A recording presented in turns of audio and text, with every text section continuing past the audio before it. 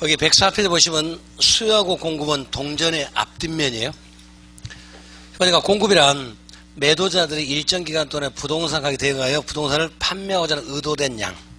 그러니까 공급자도 일정 기간 동안 공급자가 팔고자 하는 마음이죠. 똑같은 얘기니까. 그러니까 수요도 역시 유량 중심, 공급도 유량 중심. 그 다음에 여기는 수요자가 아니라 뭡니까? 공급자가 아니면 또는 판매자가, 임대자가 말만 바꾸면 되니까. 여기도 사고자 하는 것이 아니라 그럼 뭐라 하면 되겠습니까? 이제 팔고자 하는. 그러니까 역시 실제로 판매한, 임차한이 아니라 임대한이 아니라 하고자 하는 의도하는. 그러니까 이쪽 지문에서 나올 수 있는 것은 딱 하나밖에 없잖아요. 실제로 샀냐 안 샀냐 그것만 따지자는 얘기. 나올 수 있는 문제는 그거밖에 없으니까. 다른 것은 건들 수가 없잖아요. 그러니까 구입한 틀렸죠. 구입 의도한 양. 판매한, 공급된 것이 아니라 공급 한번 해볼까 그것만 구별하신 문제. 저쪽 지문에서는. 그 다음에 그런 것을 마음을 우리 뭐라고 하면 이번엔 유효 공급이라고 그래요. 근데 유효 수요는 좀 비교도 많이 들어보셨는데 유효 공급은 조금 덜 들어보셨잖아요. 그러면 공급으로서 실제로 행동에 옮길 수 있는 능력이 있는 공급량이 유효 공급이죠. 그러면 실제로 공급을 하려면은 집을 지을 수 있는 능력이 있어야 되겠죠. 그러니까 이제는 구매력이 아니라 뭐라 하면 되겠습니까? 생산력, 생산 능력. 그러니까 현대건설에 예를 들어서 올해는 작년에는 아파트를 5만 채였는데 올해는 7만 채 한번 지어볼까. 그 사람들은 생산 능력, 생산 설비, 생산 시설이 있으니까 가는 거죠. 맞잖아요.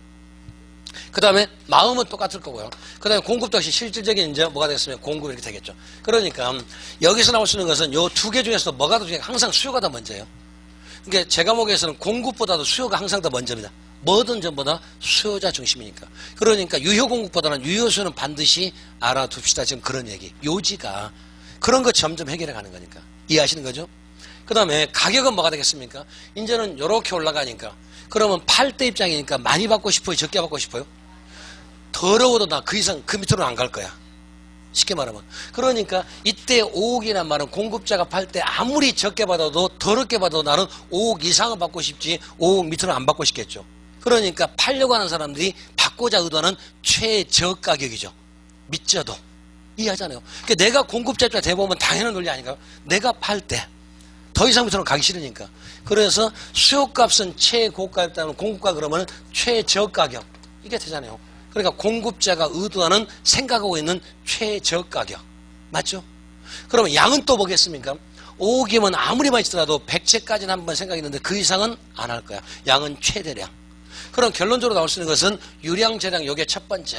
두 번째는 유효, 수요, 요거, 요놈이 두 번째. 세 번째는 가격 얘기. 근데 이것도 빼고 이제 요거 두 개만. 그 중에서 요걸 많이 쓰는 게 요게 훨씬 더 중요하죠. 이제. 점점 줄여가자면. 결국에는 유효, 수요 개념을 좀 더 풀어서 문제가 나와야 되지 않을까요? 예상을 하자면. 이해하시는 거죠? 읽어볼게요. 그래서 104페이지 아래쪽에 1번 보시면은 유량이다. 이해하시는 거죠? 수요도 유량 중심, 공급도 유량 중심 대신에 저량을 절대 보면 안 된다. 그 말이 아니라 저량 밑바탕이 된 유량 중심. 이해하시는 거죠? 그 다음에 두 번째는 부동산 공급이란 실제로 판매한 양을 의미하지 않는다. 그러니까 판매를 의도한 양이 실제로 판매한, 실제로 빌려준이 아니라 한번 해볼까. 그러니까 전부 다 생각만 했지 실제로 행동에 옮긴 것은 아니란 얘기. 사후적이 아니라 사전적. 똑같은 논리죠. 그 다음에 오른쪽에 부동산 공급은 신규 공급만 아니라 기존 부동산 포함된다. 거기서는 지금 땅 얘기가 아니라 건물 얘기. 그래서 보니까 기존 공급, 예, 이게 맞습니다. 그러니까 예를 들어서 기존이란 말 써야지. 아까 말씀드려서 다른 말 쓰면 안 되니까. 그러므로 부동산 공급은 생산뿐만 아니라 기존 주택 건물 소유자도 된다. 그러니까 지금 3번은 토지 얘기입니까? 건물 얘기입니까? 건물 얘기. 그럼 만일에 부동산 공급은 생산자뿐만, 생산자란 말은 건설사, 현대건설. 그 다음에 우리가 집을 한 채 가지고 있는데, 두 채 가지고 있는데 한 채를 팔 수도 있죠. 그럼 우리는 기존 공급자. 이해하시는 거죠? 이렇게 말하고요. 자, 다시 앞으로 갑니다. 그러니까 수요 공급에서는, 요 개념에서는 요 투가 유량 재량하고 유효 수요 개념 잘 압시다. 이게 포인트예요. 그 다음에는 수요 법칙, 공급 법칙, 수요 함수, 공급 함수, 수요 곡선, 공급선, 이제 그거 얘기하려고. 이제 페이지 수가 어디냐면은 넘어가서요. 이제는 94페이지.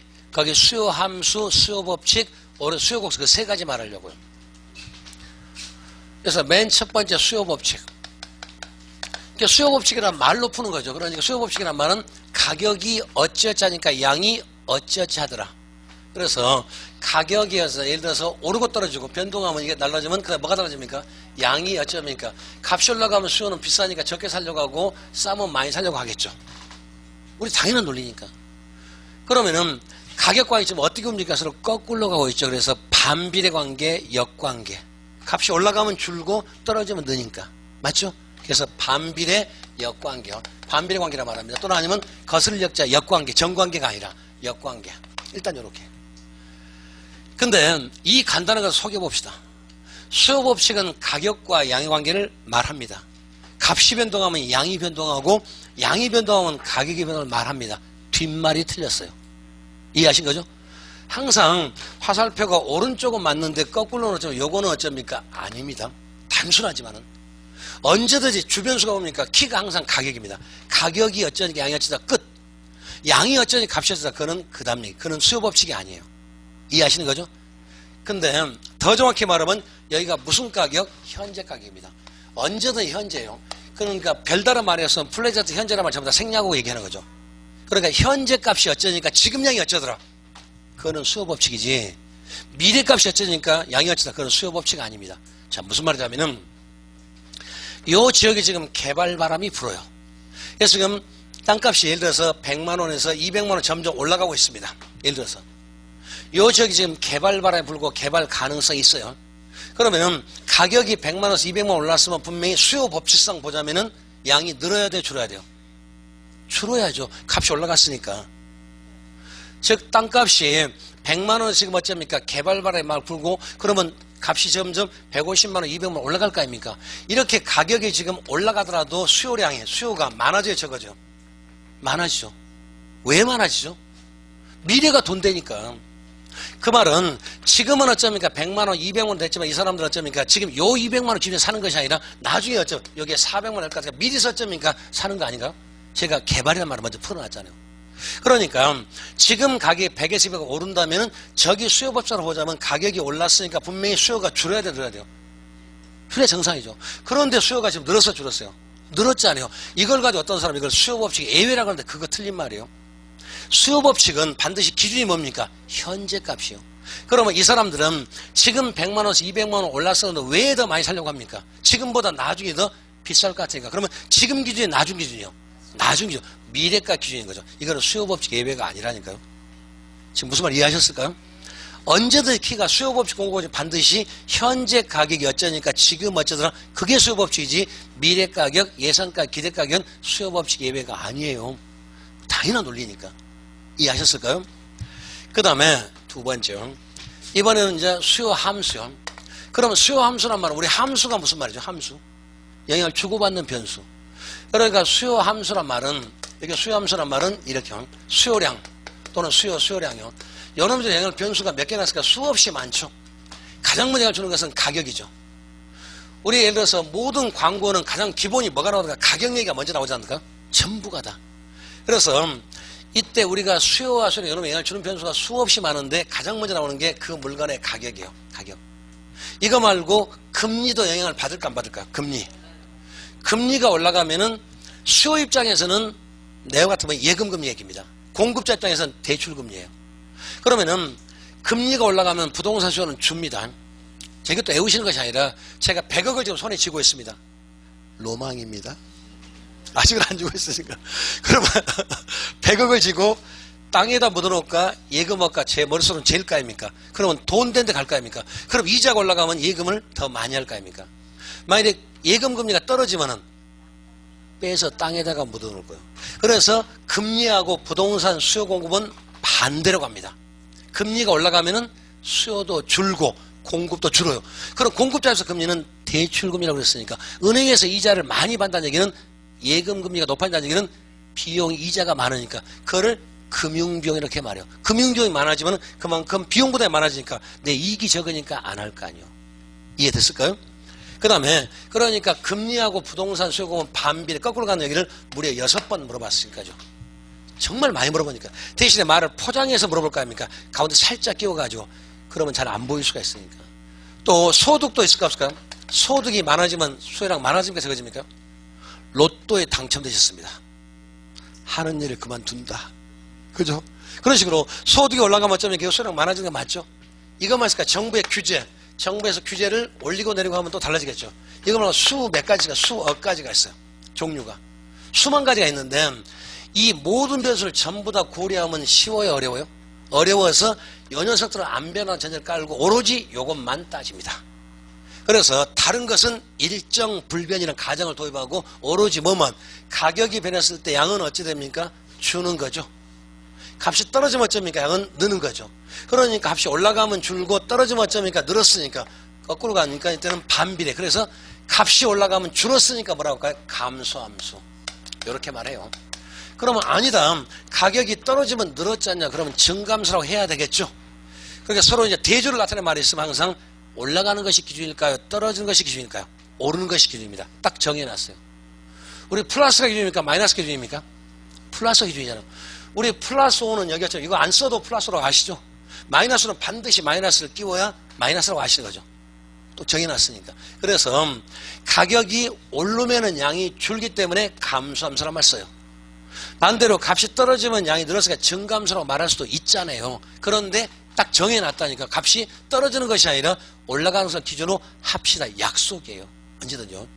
우리 자동차가 왼쪽으로 갑니까? 오른쪽으로 갑니까? 오른쪽으로. 그죠? 사람은 어디로 가자? 왼쪽. 정해놓은 게 그 규칙 아닌가? 이런 식으로. 그래서 감소함수요. 그 다음에 세 번째는 이제 수요 곡선이란 말은 그러면 이걸 한번 그림을 곡선, 그래프로 그려보자고요. 자, 수요 곡선이요. 수요 곡선이란 말은 가격과 양의 조합점을 좌표상에 찍어서 점을 연결 한번 해보자고요. 예를 들어서 가격 1억 되면 너 얼마나 살래 물어보니까 한 100채쯤 사고 싶어. 예를 들어서. 그 다음에 자 2억 되면 그럼 얼마 살 거야? 물어보니까 좀 비싸졌지? 그러면 값이 올라가면 양이 주니까 나는 한 50채 살 거야. 이런 의도를 나타낸 양이 있을 수가 있겠죠. 만약에 3억 되면 또 비싸졌는데 그러면 나 적게 살 거야. 20채. 이런 의도가 있을 거 아닙니까? 그럼 여기 안에 1억짜리 수없이 많은 숫자가 이렇게 있을 거 아닙니까? 수없이 많이 있을 거예요. 이거를 좌표상에 점을 한번 또 찍어 보자고요. 여기가 항상 가격이었죠. 그 다음에 여기가 양이었으니까. 그러면 맨 먼저 1억이었을 때 100이니까 여기를 100이라고 하겠습니다. 요 한 점 나왔습니다. 여기가 1억일 거고. 자, 2억 되면 그럼 절반이니까 요쯤이면 여기가 한 50 정도 되고 여기가 2억이고 요 점 나왔고. 그래서 3억 되니까 한 20이니까 요쯤이면 여기가 한 20 되고 3억 나왔다 가정합시다. 이 선 한번 연결해보면 오른쪽으로 쭉 내려가죠. 연결해보니까 수요 곡선이란 가격과 수요량의 조합점을 잡점을 찍어가지고 쭉 연결해봤습니다. 연결해봤더니 오른쪽으로 쭉 내려갑니다. 말이 길고 유아트 가죠. 오른쪽으로 우우 쭉 내려간대요. 하향. 그렇게 말한 거죠.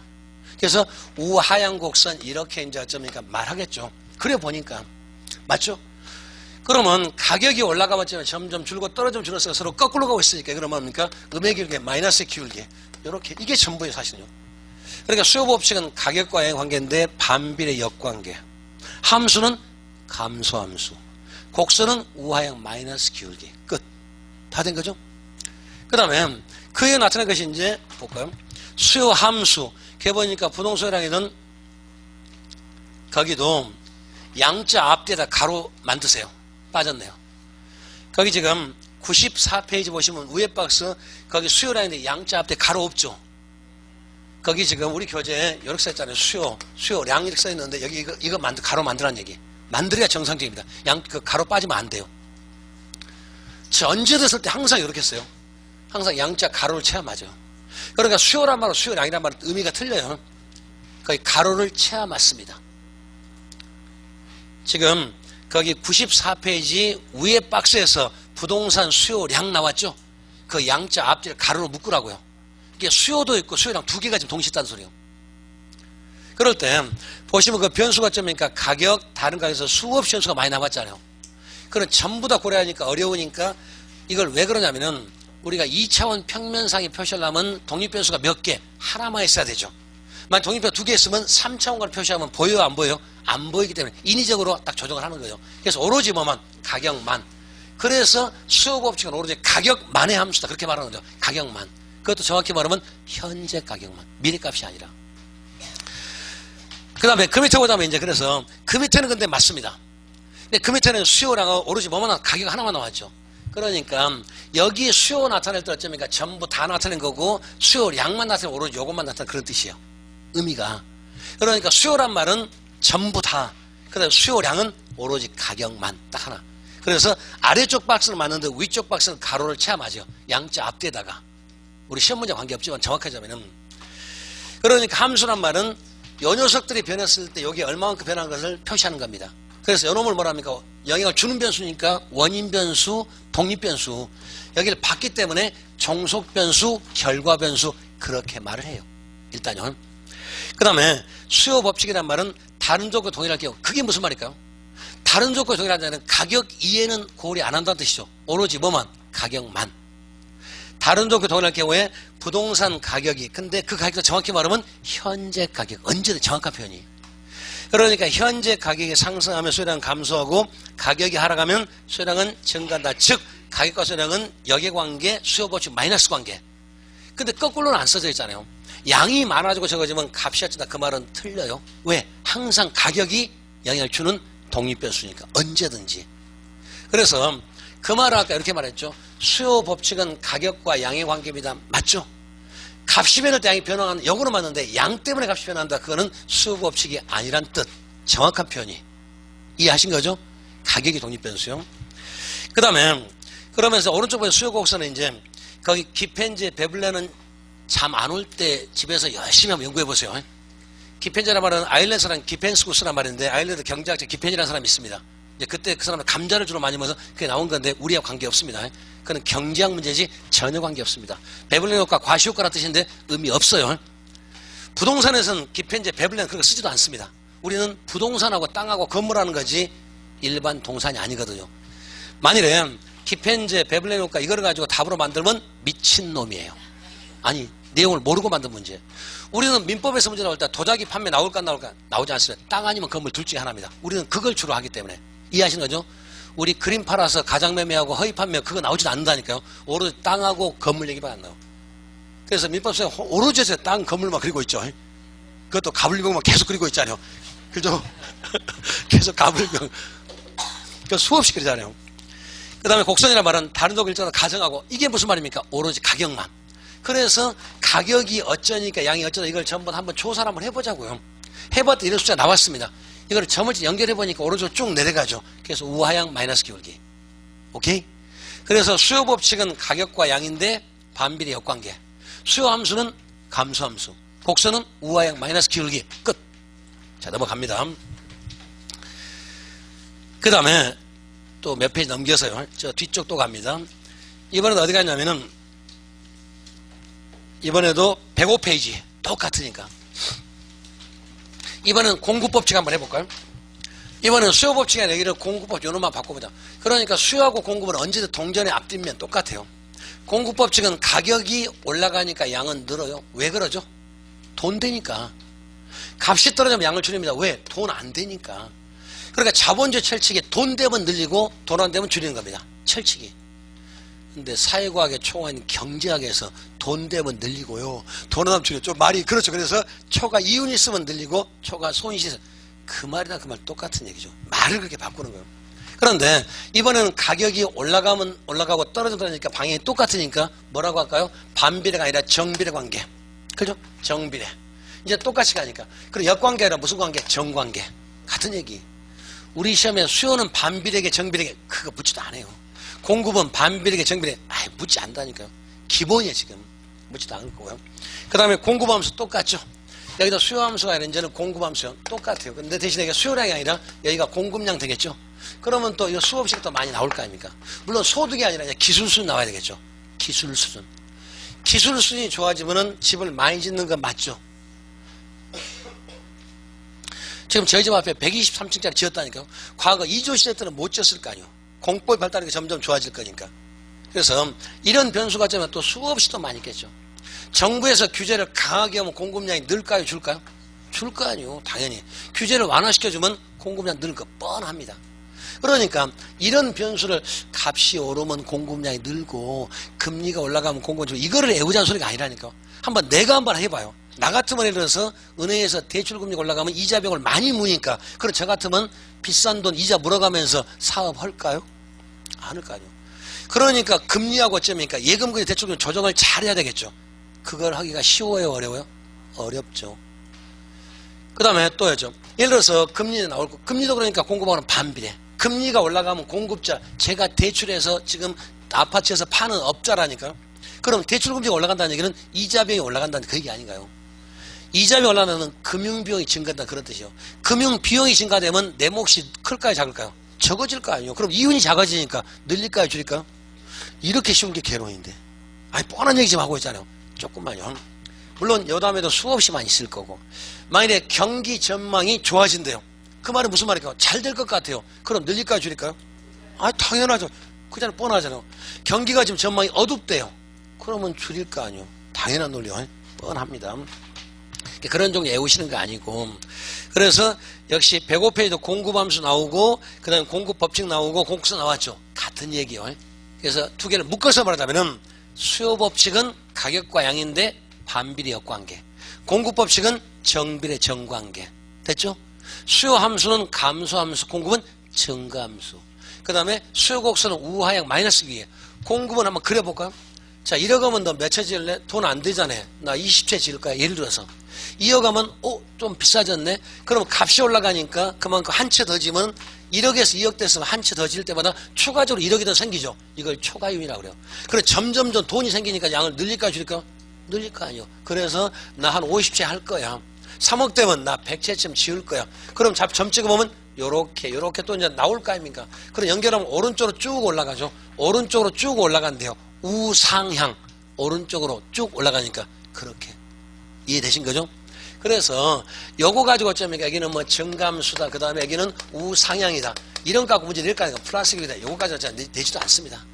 대신에 가장 기본이지만 제일로 까다로운 게 바로 뭡니까? 요거요. 가격력 이거 정확히 하자는 거예요. 가격. 그러니까 결국 수요고 공급법칙에서는 다른 걸 물어봐서 틀린 것이 아니라 가격까지 물어보죠. 가격은 언제든지 무슨 가격? 항상 현재 가격. 언제든지. 그러니까 우리 플레전트란 말은 항상 지우고 얘기를 하는 언제든지. 가격이 별다른 말에서 전부 다 현재 가격. 언제든지. 그렇게 약속입니다. 다시 앞으로. 그 다음에 반드시 우리가 기억할 것은 그 다음에 지금 어디까지 왔냐면은 저 86페이지 보시면 거기 뭐 수요곡선 우하향한 이유 그거 집에 가서 보세요. 의미 없으니까요. 소득과 대출가 나중에 한번 말씀드릴 거니까 빼놓고. 그 다음에 97페이지 보시면 이번에 개별수요 시장 그거를 하나만 기억합시다. 개별수요란 말은 한 사람 한 사람. 시장 전체 수요는 전부 다 더한 거거든요. 근데 거기서는 다른 거 다 버리고 개별수요는 좀 기울기가 급해요. 근데 시장 전체 수요 기울기가 완만해집니다. 자, 무슨 말이냐면은 예를 들어서 갑이라는 사람, 을이라는 사람, 병이라는 사람 수없이 이렇게 많이 쓸 거 아닙니까? 이런 식으로. 그러면은 가분의 수요곡수 요렇게 뭐 이런 식으로 어쩌니까 수없이 많이 쓸 겁니다. 그러면 동일한 가격으로 쫙 다 더하는 거예요. 그래서 여기가 만일에 예를 들어서 10, 예를 들어서 여기는 예를 들어서 50, 여기는 예를 들어서 어쩌니까 100, 예를 들어 여기는 어쩌니까 500 나왔다 가져갑시다. 그러면 같은 가격을 해서 1억이라고 하자고요. 1억에서 10에다가 50에다가 100에다가 500 따니까 660 나왔죠. 그러면 전체로 어쩝니까? 여기가 1억이고 660 어쩝니까? 이 점에서 한 여기가 660 나올 거 아닙니까? 그럼 한 점 찍고 또 2억 어쩌면 다 한번 더 해보자고요. 그러면 또 여기도 얼마 나오고 또 얼마 전부 나올 거 아닙니까? 숫자가 다 나올 거 아니에요. 전부 다 돼서 수평으로 다 하는 거예요. 그러면 결과적으로 개별 수요는 이게 조금 급하게 되는데 시장 전체 수요 이런 보다 훨씬 더 이렇게 완만하게 됩니다. 그것만. 그러니까 개별 수요는 좀 급한데 시장 전체 수요는 완만하다. 그거 하나만. 그걸 왜 지금 말씀을 드리냐면은 우리 다음 주에 가면 이게 탄력성하고 아주 밀접하게 되거든요. 그래서 기울기가 급할수록 비탄력적이고 완만할수록 탄력적이요. 그래서 개별 수요는 조금 비탄력적인데 시장 전체 수요는 탄력적이다. 그거 쓰려고 지금 말하는 거예요. 그러니까 우리 교재 97페이지 보시면 다른 거 다 버리고 맨 아래쪽에 거기 동그라미 3번 보시면 시장 수요보다 개별 수요보다 기울기가 완만하다. 그거 하나만. 우리가 쓸모 있는 것은 우리 시험에 실제로 개별 수요가 이렇게 있는데 한번 더 해보실래요? 그런 거 묻지도 않습니다. 안 물어보니까. 그래서 하나만 합시다. 개별 수요보다 시장 전체 수요 기울기가 완만하다. 그래서 다음 페이지 보시면 이제 그게 나와요. 다음 페이지 보시면은 갑의 수요곡선, 을의 수요곡선 두 사람에 딱 가정합시다. 예를 들어서. 그러면은 가격이 지금 250일 때 갑은 얼마입니까? 20이죠? 수요량이. 그 다음 을은 얼마입니까? 지금 20이죠. 그럼 두 개를 더하면은 지금 20, 20이니까 그러면 40이 되겠죠. 그래서 오른쪽에 그 보시면은 250일 때 얼마? 그 보면은 지금 40이 하나 점이 만들어졌죠. 그런 식으로 전부 다 똑같게 전부 더해서 점을 찍는 거예요. 그러니까 갑, 수요, 곡선하고 을을 전부 다 더해가지고 만들면은 언제든지 개별은 좀 급하게 나오고 시장 전체는 완만하게 나온다. 그 얘기만. 그러니까 개별은 급하고 시장 전체는 완만하다. 그거 만개가시자고요. 그게 우리 탄력성 문제 되니까. 거기서 필요한 것은 그 밑에 함수는 덧서 뺐으니까 이것도 이번에 안 할 겁니다. 그 다음에 거기 8번. 제가 아까 수요 공급 의미에서 문제가 한 문제가 나옵니다. 한 문제 나오면은 이 둘 중에 하나 첫 번째가. 그 다음에는 두 번째는 지금 하는 거예요. 그러니까 수요 공급 의미에서 문제가 대부분 한 문제가 나오는데 한 문제 나올 수 있는 것이 수요 공급 개념에서는 유량과 저량을 물어보든지 아니면은 유효수를 물어보든 둘 중에 하나. 그 다음에 지금 하는 8번이 있죠. 여기 둘 중에 하나입니다. 8번에서 수요량의 변화하고 수요의 변화 이거 구별하는 문제. 그러니까 지금까지 수요 공급 개념에서 매번 한 문제씩 거의 나오는데 그 중에서 훨씬 많이 나온 것이 지금 나오는 수요량의 변화, 수요의 변화 여기가 더 훨씬 높습니다. 이건 무슨 말이냐면은 아까 다시 그래요. 예를 들어 수요가 있고 수요량 이렇게 썼을 때 아까 변수가 뭐가 있었냐면은 수요량은 맨 먼저 그 물건의 가격이었죠. 그다음 가격이 있고 또 예를 들어 금리도 있고 그다음에 소득도 있고 이거 수없이 많이 이렇게 있었잖아요. 그런데 아까는 분석의 편의상 가격 이해는 안 변하고 오로지 요 녀석만 봤죠. 그래서 가격이 어쩌면 양이 어쩌고 그래서 가격과는 반비례 관계. 함수로는 감수함수, 곡선, 우하향 그렇게 말했었잖아요. 그러면은 이번에는 요 전체를 한번 다 고려해 봅시다. 그래서 가격과 하기를 이제 고르는 거예요. 즉 현재 값이 변했을 때 양이 어떻게 변하는 거라고 현재 값 이해가 변했을 때 수요 자체가 어떻게 변하는가 한번 골라보자고요. 자, 첫 번째는 가격이 오르고 떨어지면 수요량이 어쩌니까 늘고 줄고 하죠. 그걸 우리 뭐라 했냐면은 수요 법칙이라고 그랬습니다. 그러니까 수요 법칙은 가격이 어쩌니까 양이 어쩌더라. 양 때문에 값이 아니라. 그러면은 소득이 올라가면 수요량 늘죠. 이거는 수요 법칙이다 아니다. 아닙니다. 왜? 가격 아니잖아요. 오로지 뭐만 현재 가격만이었으니까. 만약에 정부의 금리가 여기에 금리가 오르고 떨어지면 이거 달라질 수 있죠. 양이 늘고 줄고 하잖아요.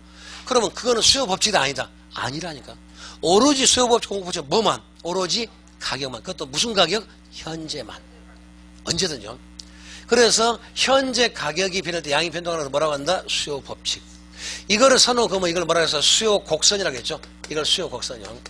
그러면은 만일에 금리가 변할 때 양이 변할 수가 있죠. 그거는 수요 법칙 아닙니다. 수요 곡선 아닙니다. 정부의 규제가 달라지면 수요량이 달라질 수 있죠. 수요 법칙 아닙니다. 수요 곡선 아닙니다. 이해하셨는가요?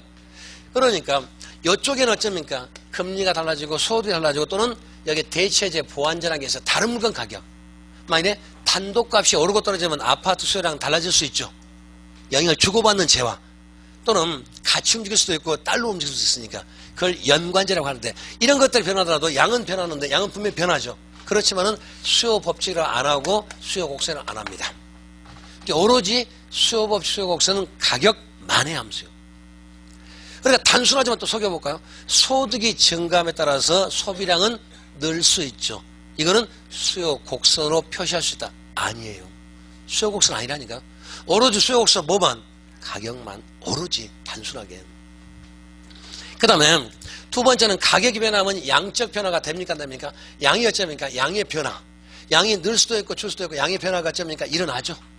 여기는 금리가 변동하고 소득이 변동하고 정부의 규제가 변동하고 이런 게 변동하면은 양이 변화될까 안 될까? 하죠.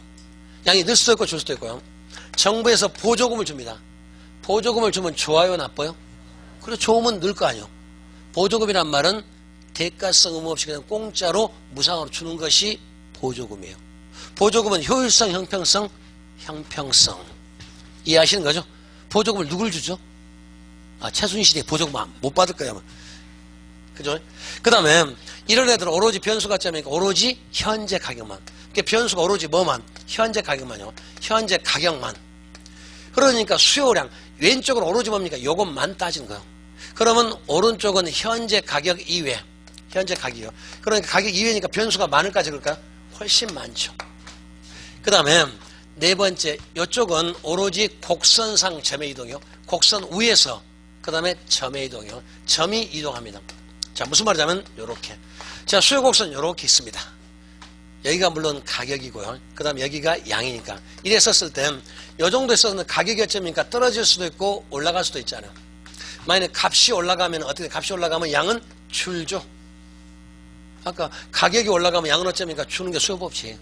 값이 떨어지면 어쩌면 양은 어쩌니까 늘죠. 그래서 요렇게. 그러면 요 점에서 어쩌니까 오르락 내려가기 때문에 이 곡선 위에서 움직이지 곡선이 움직이진 않아요. 곡선상 점의 이동이죠. 곡선상 점의 이동. 그게 지금 우리 교재 어디가 있냐면은 지금 99페이지에 보시면은 그래프 거기. 지금 보시면은 2점을 거기 2라고 쓴 것은 이퀄리브럼을 해서 균형에서 이자 약속하는 겁니다. 균형이란 말. 우리 이퀄리브럼 그렇게 말하면 균형이란 말 뜻이 되죠. 그래서 오른쪽 그래프 거기 위쪽 보시면 E에서 A로 갈 수도 있고 화살표가 또는 B쪽으로 내려갈 수도 있죠. 그러니까 왼쪽에 가격이 오르고 떨어지에 따라서 양이 늘고 줄고 하는 거죠. 그죠? 그래서 이게 곡선상 점이동 되는 거죠. 이거 곡선상 점이동형. 대신에 여기는 어떻게 되겠습니까? 여기는 곡선 자체요. 여기는 곡선 자체가 점이니까 움직이죠. 곡선 자체 이동형. 이거는 요렇게. 가격은 똑같은데 정부의 금리가 달라지고 규제가 달라지고 달라질 수도 있죠. 그러면 수요 곡선이 오른쪽으로 나갈 수도 있고 그 다음에 왼쪽으로 들어올 수도 있죠. 그러니까 가격은 어쩌니까 안 변했어요. 가격 이해가 변동한 거예요. 그러니까 결론이 가격이 변동하냐 가격 이외냐 지금 그거예요. 그러면 가격이 변동할 때는 뭐라고 합시다. 가격 이해가 변동할 때 뭐라고 하자. 또 약속을 또 정해놔야 되겠죠. 그걸 정하는 거예요. 또다시 하자면은 1번은 어쩝니까? 무슨 법칙이고 여기는 법칙이 아니고 구별됩니까? 안 됩니까? 구별되잖아요. 그 다음에 세 번째는 변수가 가격이냐 가격 이외냐 구별되잖아요. 곡선이 안 움직이냐 움직이냐 구별되는 요 녀석만 구별이 안 돼요. 다시 말하면 둘 다 결과는 똑같죠. 여기도 양이 어쩌니까 늘고 줄고 했어요. 결과는 똑같죠. 근데 원인이 가격입니까? 가격 이외입니까? 원인이 틀리고 근데 과정이 곡선이 움직이냐 안 움직이냐 과정이 틀리잖아요. 그러니까 결론적으로 둘 다 똑같은데 양은 늘고 가는 건데 원인이 무엇 때문에 늘었고 어떻게 변했는가 그놈을 말을 만들자고요. 그래서 경제학자들이 왼쪽을 우리 뭐라고 하면 수요량의 변화라고 정하는 겁니다. 왼쪽을 여기를 수요량의 변화 이렇게 논리는 없어요. 그다음 오른쪽을 뭐라고 하면 수요의 변화라고 합니다. 요거를 수요의 변화 이렇게.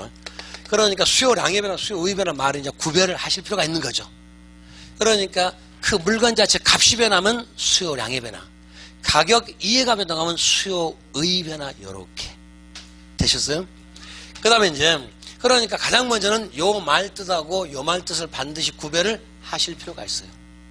그래서 문제가 다음 중 여기에 속하는 것, 속하지 않는 것을 이렇게 물어볼 수가 있죠. 만일에 수요량의 변화를 만약에 답으로 만들려면 수요량의 변화에 속하는 것이 뭡니까? 한 가지를 물어봐야 답이 하나 나올 수가 있죠. 오른쪽 가격밖에 없으니까. 오른쪽은 수요의 변화에 속하지 않는 것을 물어봐야 될까? 속하는 것을 물어봐야 될까요? 속하지 않는 걸 물어봐야 하나가 나올 수가 있죠. 속하는 것은 수만 가지가 있으니까. 이해하셨습니까? 여기까지만 해놓고 다음 시간 이어서 다시 말씀을 드릴게요. 시간이 다 돼가지고. 그래서 다음 주에는 거기 98페이지 수요량 변화를 다시 또 반복을 할 겁니다. 그래서 어디까지 하면은 경기변동 끝까지 갈 겁니다. 그러면은 경기변동 끝까지 갈 거니까 그때 읽어가시고 오시면 좋을까요? 그냥 오시면 좋을까요? 약속하시는 거죠. 그래서 다음 주에는 다음 주에는 지금 163페이지까지 할 거니까 그래서 163페이지가 문제가 많아서 그래요. 일은 얼마 안 돼요. 우리가 읽어볼 수 있는 것은 몇 페이지까지요? 페이지 수가 우리가 읽어볼 수 있는 몇 페이지 안 됩니다. 135페이지까지 135페이지까지만 경기변동 앞에까지 읽어오실렵니까? 그냥 오실렵니까? 약속하신 거죠? 땅땅땅 해야 되는가요? 예. 그래서 내용은 좀 복잡하지만 한 번씩 읽어보시는 게 하시자 그러면 될 거니까 고생하셨습니다. 고맙습니다.